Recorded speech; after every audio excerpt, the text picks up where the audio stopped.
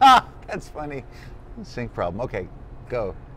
Hey everybody, I'm Mark Walters, and I'm sitting here with the very talented Ed Zwick. Is it okay for me to call you Ed? Do you Please. like Edward? No, Ed is fine. Yeah? Yeah. Now, Ed, we're here to talk about this movie, Love and Other Drugs, which is so much fun. Good. And the interesting thing that I was thinking about this the whole way here, coming to talk to you today.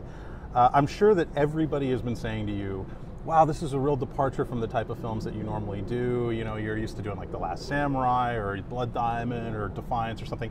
And I started thinking about it, if anything, this is almost full circle for you because your first film was about last night. Yeah. So kind of a very memorable and very fun romantic comedy. And so this is kind of like coming back to the beginning. Very much. And also maybe because the word romantic comedy seems to be in such disrepair. Yeah. It seems now to mean you take a couple of B actors, you put them in an unrealistic situation, and it's neither very romantic nor very funny.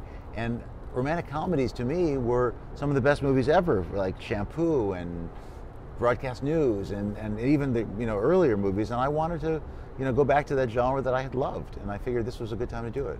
It's such a great cast. I mean, you've pulled amazing performances out of both Jake Gyllenhaal and Anne Hathaway, who's very easy on the eyes. Yeah.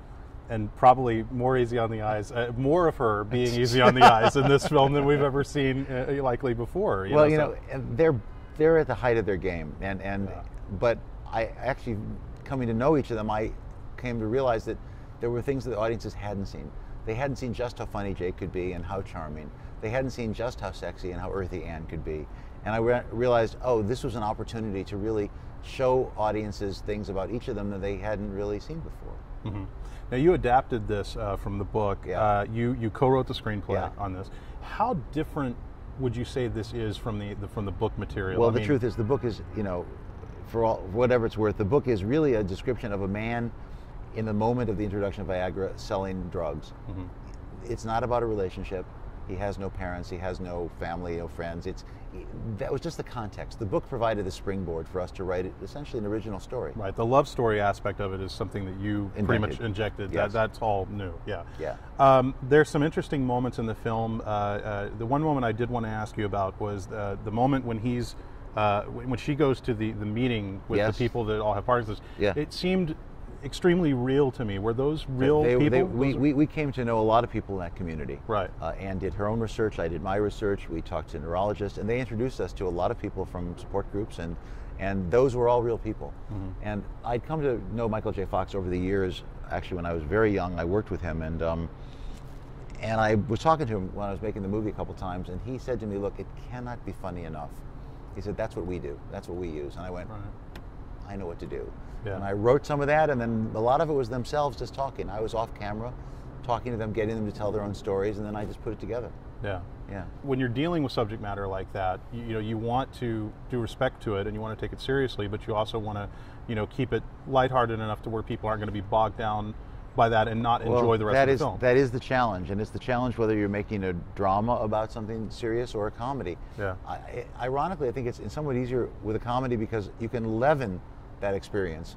I think it allows you, at least me, to have things that are deeply serious and at the same time deeply funny. And in my life, they've often been proven to be the same thing. I think, doctors that I know, people who've dealt with disease, humor is central to your experience of it.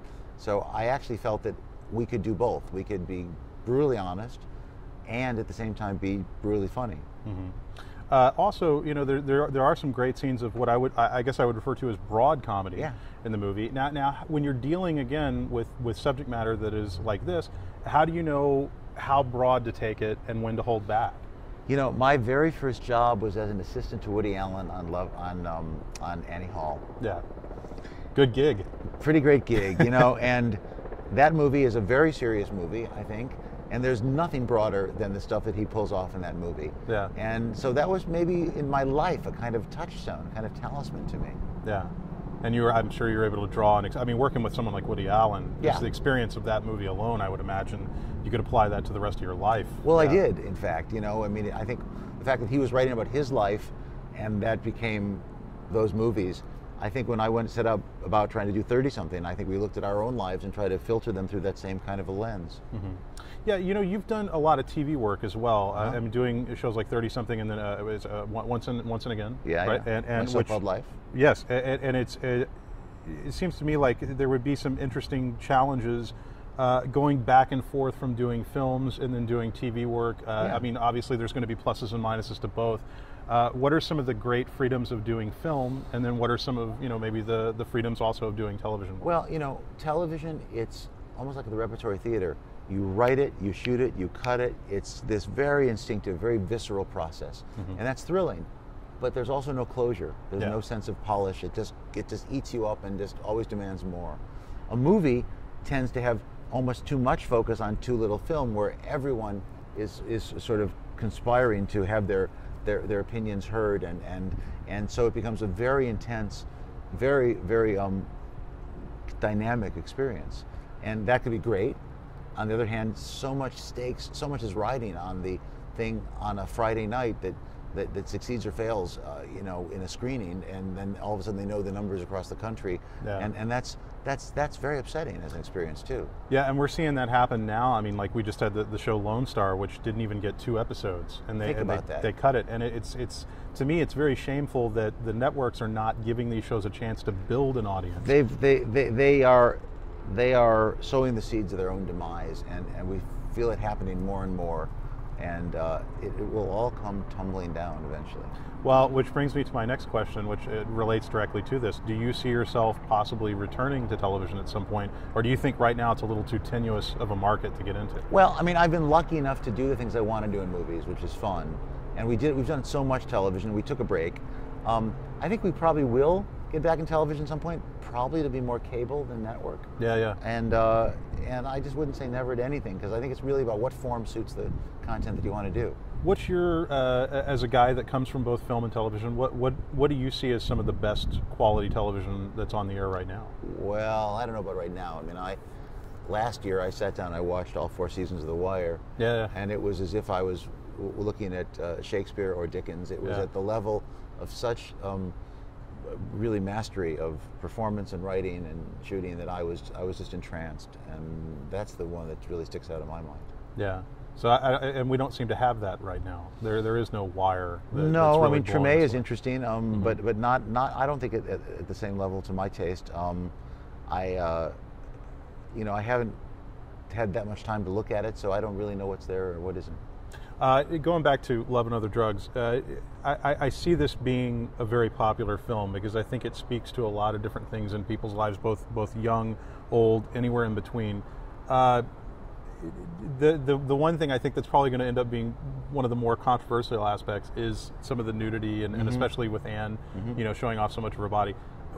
Was there any challenge in getting her to understand, why this was necessary to the film? No, she's a very serious actress and a very artistically ambitious actress, and she felt that this girl who is doomed, who would celebrate that part of herself almost aggressively, was part of the character, and that our own, a woman's youth and beauty fades too quickly anyway, and then when you ratchet that up and make that happen so fast that this would call attention to that particular aspect of her life.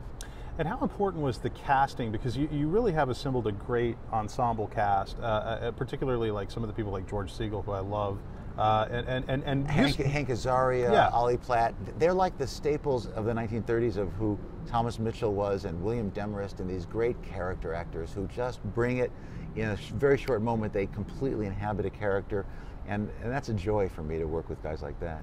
What's up next for you? I'm talking to DiCaprio about something. It takes a while. I'm writing something else. I wish I knew. I just don't.